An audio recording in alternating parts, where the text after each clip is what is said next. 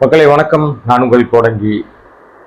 இந்த வீடியோ நம்ம என்ன பார்க்க போறோம்னா, நம்ம கடந்த வீடியோல என்ன போட்டிருந்தோமோ, நாகர்கோவில் அந்த லாக்அப் டெத் மரணம். லாக்அப் டெத்தில் ஆக்சுவலாக அது நடக்கல. அது வந்து சிறைக்குள்ள அனுப்பி அங்கதான் கொடுமையான தாக்குதல் நடத்தப்பட்டிருப்பதாக தெரியுது. ஏன்னா போலீஸ் ஸ்டேஷன்ல இருக்கும்போது அவர் வந்து பெஞ்சில் உட்காந்துருக்க மாதிரி ஒரு வீடியோ நம்ம வந்து ஏற்கனவே நம்முடைய வீடியோலையும் போட்டிருந்தோம். அதற்கு பிறகு அவர் வந்து நாகர்கோவில் கிளை சிறையில் அடைக்கப்படுறாரு. அடைக்கப்பட்ட பிறகு அந்த சபரிவர்மனுக்கு என்ன நடந்தது அப்படின்னு தெரியாது. அவர் வந்து வியாழக்கிழமை கைது செய்யப்படுறாரு. கடந்த வியாழக்கிழமை, வெள்ளிக்கிழமை அவர் போலீஸ் ஸ்டேஷன்ல பாக்குறாங்க. வெள்ளிக்கிழமை அவரை மாலை அவரை கொண்டு போய் நாகர்கோவில் கிளை சிறையில் அடைக்கிறாங்க.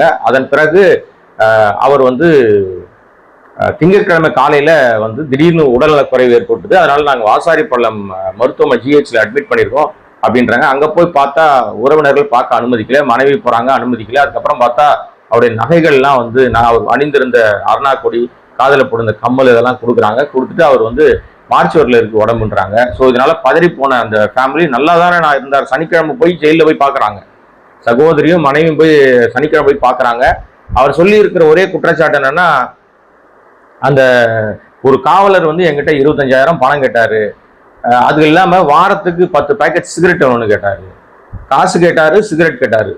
கொடுக்கலன்னா உன் மேல கஞ்சா கேஸ் போடுவேன், குட்கா வச்சிருந்தேன்னு சொல்லி கேஸ் போடுவேன். இப்ப போடப்பட்ட வழக்கு என்னன்னா, 200 கிராம் குட்கா அவர் வித்ததாக வழக்கு போட்டிருக்காங்க. 200 கிராம் குட்கா வச்சிருந்து அவரை வித்ததாக வழக்கு போட்டா அது நீங்க நீதிமன்றத்தில் ஆஜர்படுத்தி அவர் மீது நடவடிக்கை தான் எடுக்கணுமே தவிர அடிச்சு கொள்றது எந்த விதத்துல நியாயம்? இந்த சிறை காவலர்கள், அதாவது நாகர்கோவில் கிளை சிறையில் இருக்கிற 3 பேரை வந்து இன்றைக்கு காவல்துறை கைது செய்திருக்கிறது. அந்த 3 பேர் யாரு அப்படின்னு சொன்னா, திருமலை நம்பி, களக்காடு பகுதியை சேர்ந்த அவர் தான் முதன்மை சிறை வார்டன்.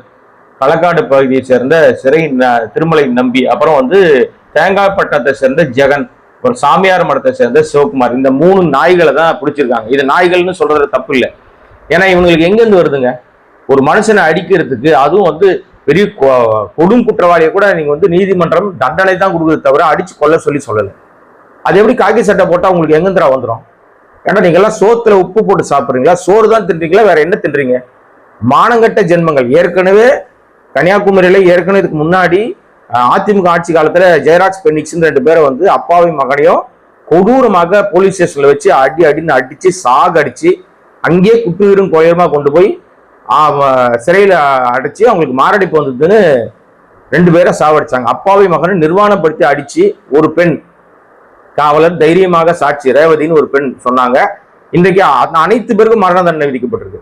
அந்த தண்டனை வந்த பிறகு கூட இந்த நாய்களுக்கு, எந்த நாய், அந்த திருமலை நம்பின்னு ஒரு நாய், அப்புறம் ஜெகன் ஒரு நாய், அதுக்கப்புறம் சிவகுமார்னு ஒரு நாய், இந்த 3 நாய் இதெல்லாம் சோறு தான், சோத்துல என்ன போட்டு தின்னுதுன்னு தெரியல.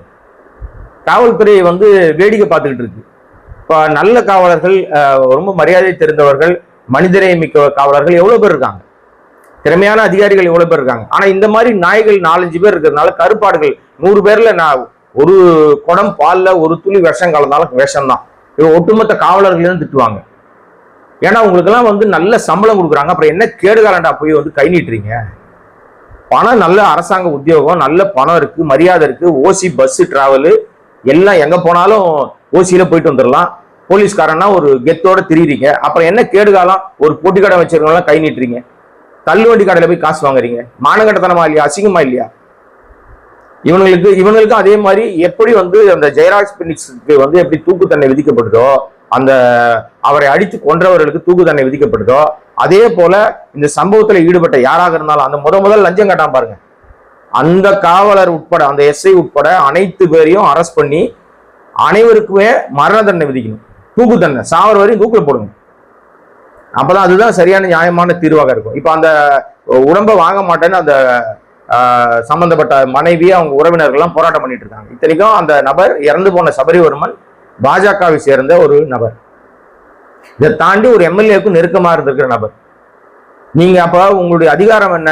ஆட்சி அதிகாரம், ஒரு சீர்கட்ட அரசாங்கம், ஒரு துப்பு கட்ட அரசாங்கம், ஒரு நிர்வாகம் பண்ண தெரியாத அரசாங்கம் வந்திருக்கு, சில்வெண்டு தரமான அரசாங்கம் வந்திருக்குன்னு உங்க இஷ்டத்துக்கு ஆடுறீங்க. அப்படிதானே? அதுதான் இந்த காவல்துறை பண்ற வேலை. ஸோ இந்த சம்பவத்துல ஈடுபட்டவர்கள் மீது கடுமையான நடவடிக்கை எடுக்க வேண்டிய பொறுப்பும் கடமையும் காவல்துறை மேலதிகாரிகளுக்கு இருக்கு. இங்க அரசாங்க நடவடிக்கை எடுக்கலன்றதுலாம் தெரியாது. ஏன்னா இந்த அரசாங்கத்துக்கு எதுவுமே எடுக்க தெரியாது. ஆனா இவங்களை பத்தி யாரெல்லாம் பேசினா உடனே ஓடிப்போய் அவங்களை பிடிக்க தெரியும். மற்றபடி உருப்படியா கவர்மெண்ட் நடத்த தெரியல. துப்புக்கட்ட அரசாங்கம் ரீல்ஸ் போட்டுட்டு இருக்கு. இப்படி ஒரு சம்பவம் நடக்குதுங்க. நாகர்கோவில்ல பெரிய பரபரப்பு உருவாயிருக்கு. அங்க எல்லாம் போராட்டம் பண்ணிட்டு இருக்காங்க. ஆஸ்பத்திரி வாசல்ல உட்கார்ந்து ஆர்ப்பாட்டம் பண்ணிட்டு இருக்காங்க. நம்ம முதலமைச்சர் சப்பு விஜய் என்ன பண்ணார் தெரியுமா? பெரம்பூர்ல போய் ரீல்ஸ் போட்டுட்டு இருந்தார். அங்க தூய்மை பணியாளர் வந்தா கை கொடுக்கல, கையை கட்டிக்கிட்டாரு. ஏன்னா கை கொடுத்தா இவர் கை அப்படியே பெரிய உலகமாக வெல்வெட்ல உருவான கை பாருங்க. கை கொடுக்கறதுல அவ்வளோ கேவலம், அவ்வளோ பெரிய ஒரு தூய்மை விரும்பி இவர். தூய்மை பணியாளர்னா தூரம் தான் நிக்கணும். அப்புறம் என்ன வெண்ணைக்கு பக்கத்தில் நிப்பாட்டி போட்டோ எடுத்தீங்க? ஏன் சார் இல்ல டிராமா எதுக்கு சார்? இந்த ரீல்ஸ் எதுக்கு?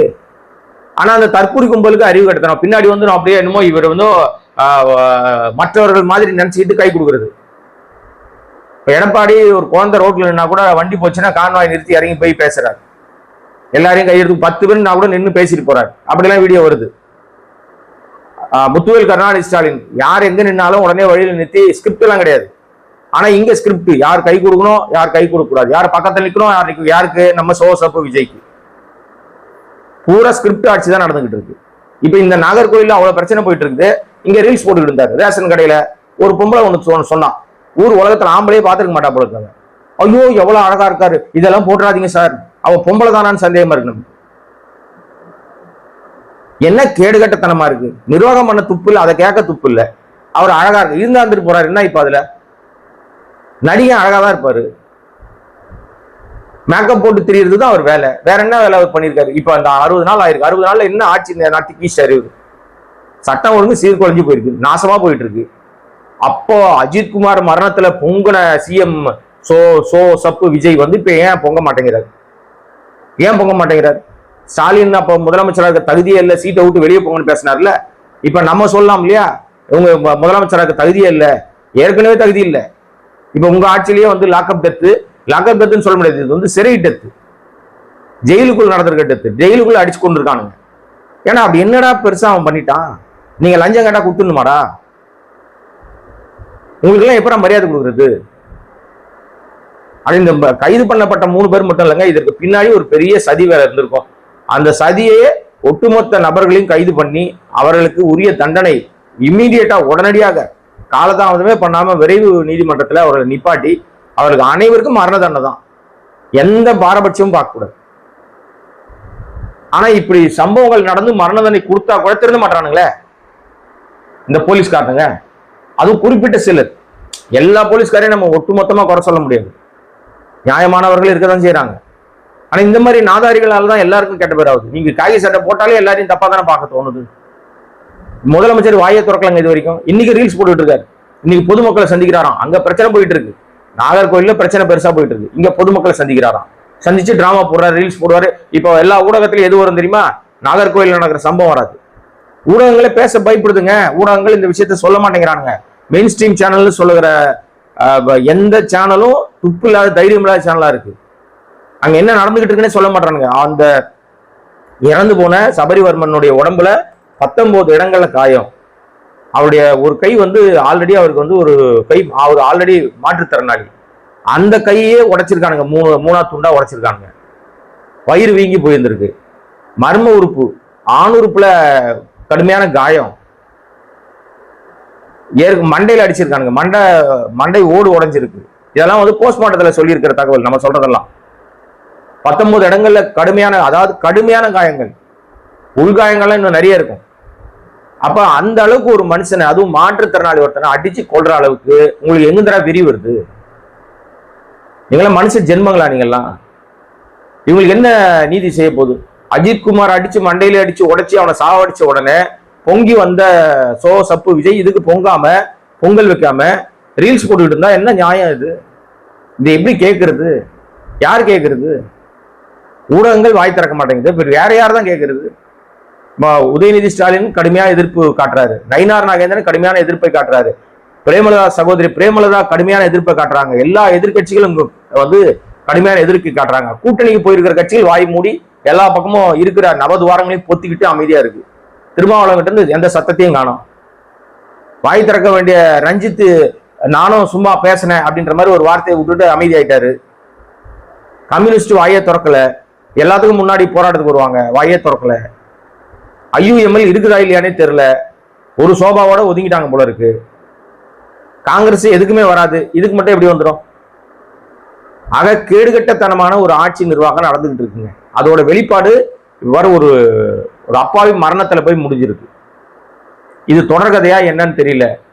ஏற்கனவே அஜித்குமாருக்கு பொங்கியவர்கள் எங்க போனாங்கன்னு தெரியல. அதாவது வெறும் சோசப்ப விஜய் மட்டும் நான் சொல்லல, இன்ஃபுளுசர்னு ஒரு கூட்டம் இருக்கு. பல பேர் இந்த மதன் கௌரி மாதிரி ஒரு டுபாகூர்கள்லாம் இருக்கானுங்கல்ல, இவனுங்கெல்லாம் இப்ப எங்க இருக்கானுங்கன்னு தெரியல. இருக்கானுங்களா? ஏதாவது பேசுறானுங்களா? யோகி சிகமணி ஆட்சி 50-60 நாள்ல ஆட்சி நடக்குது. இதோ சூப்பர் ஆட்சி, சூப்பர்மேன் வந்துட்டாரு, வானத்தை வில்லா வளைச்சிருவாரு, ஆபத் பாந்தவன், தேவதூதன், ரட்சகர், கடவுள்னு பேசுறானுங்க. இப்பெல்லாம் எங்க போனானுங்க அவனுங்கெல்லாம்? இந்த இன்ஃபுளுசர் கூட்டமே காணும். ரூட் மாஃபியா துட்டு கொடுக்கறது இல்லை போல இருக்கு. என் தம்பி ஜெகதீஷ் எல்லாத்தையும் அடைச்சிட்டான், அவன் மட்டும் சம்பாதிக்கிறான் போல இருக்கு. நீங்க வேணா பாருங்க, இந்த ஆட்சி எவ்வளவு நாளுக்கு நீடிக்குதோ, அந்த ஆட்சி நீடித்த பிறகு ஆட்சி கலைகிற அன்னைக்கு இந்த ஆட்சியில பொறுப்புல இருந்தவங்க இந்த ஆட்சி பேரை சொல்லி சம்பாதிச்சவனுடைய சொத்து மதிப்பு குறைந்தபட்சம் 100 மடங்கு அதிகமா இருக்கும். இவர் வந்து 200 கோடி விட்டுட்டு வந்துட்டாரு, 200 கோடி விட்டுட்டு வந்துட்டாருன்னு பேசுறாங்கல்ல. இவர் ஒரு கையெழுத்து போட்டா 25,000 கோடி வாங்குறாருன்னு செய்தி போடுறாங்க. 200 பெருசா 25,000 பெருசா? ஆக இவர் வந்து அரசியலுக்கு வந்து சம்பாதிக்க தான் வந்திருக்காரு, மக்களுக்கு நல்லது செய்ய வரல. 100 கோடி ரூபாய் சொத்தை 2 கோடி ரூபாய்க்கு வித்திருக்கானுங்க பழனி அடிவாரம். அது தனி டாபிக், தனியா பேசுறேன் நான். ஆக இன்றைக்கு காட்டாட்சி நடந்து கொண்டிருக்கிறது, கொடூர ஆட்சி நடந்து கொண்டிருக்கிறது, அவல ஆட்சி நடந்து கொண்டிருக்கிறது. இதையெல்லாம் தட்டி கேட்க வேண்டியவர்கள் வேடிக்கை பார்த்துக் கொண்டிருக்கிறார்கள். எதிர்கட்சிகளுடைய குரல் வந்து நசுக்கப்படுகிறது. ஊடகங்கள் ஜால்ராடிக்கிறதுல மட்டும்தான் தீவிரமா இருக்காங்க. ரீல்ஸ் போடுவதிலும் ஆஹா என்ன அருமையா ஒரு கார டோரெல்லாம் திறந்து மினியேச்சர் காரை விளையாடுறாருன்னு அதுக்கு ரீல்ஸ் போடுறாங்களே தவிர, ஒரு அப்பாவியோட கணவர் அடித்து கொல்லப்பட்டிருக்கிறார், 4 வயது குழந்தையோட அப்பா முகமே சரியா தெரியாது அந்த குழந்தைக்கு. பாஜக வேடிக்கை பார்த்துட்டு இருக்கு. போராட்டம் நடத்துற லெவல்ல ஒன்றிய அரசாங்கம் கையில தானே இருக்கு. உங்க பிரமுகரே அடிச்சு கொண்டிருக்காங்களே, இதுக்கு என்ன பண்ண போறீங்க? என்ன செய்ய போறாங்கன்னு தெரியல, பொறுத்திருப்போம். இந்த செய்கைக்கு நாகர்கோவிலுடைய சபரிவர்மனுடைய மரணத்திற்கு உரிய நீதி வழங்கப்படணும். அந்த குடும்பத்தாருக்கு உரிய இழப்பீடு, அரசு வேலை உட்பட தேவையான விஷயங்களை பண்ணணும். இப்படி ஒருத்தரும் அடிச்சு கொண்டு அவங்க குடும்பத்தாருக்கு அரசு வேலை கொடுத்துட்டே இருந்தீங்கன்னா நாடும் உருப்பிட்டுரும், வீடும் உருப்பிட்டுரும். ஆக இது இத்தோடு நிறுத்தப்படணும். இனிமே யாருக்கும் இந்த மாதிரி பாதிப்புகள் வராத அளவுக்கு அரசாங்கம் சரியில்லைன்னா நீதிமன்றங்கள் தலையிடணும். நீதிமன்றங்கள் தலையிட்டு இந்த அரசாங்கத்தை நேர்படுத்தணும். இல்லைன்னா இந்த அரசாங்கத்தை கலைப்பதற்கான வழியை பண்ணணும். அவ்வளவுதான். வேற எதுவும் பெருசா இதுல சொல்வதற்கு ஒன்றுமில்லை. மீண்டும் வேறொரு சந்தர்ப்பத்தில் வேறொரு வீடியோவில் சந்திக்கிறேன். நன்றி, வணக்கம்.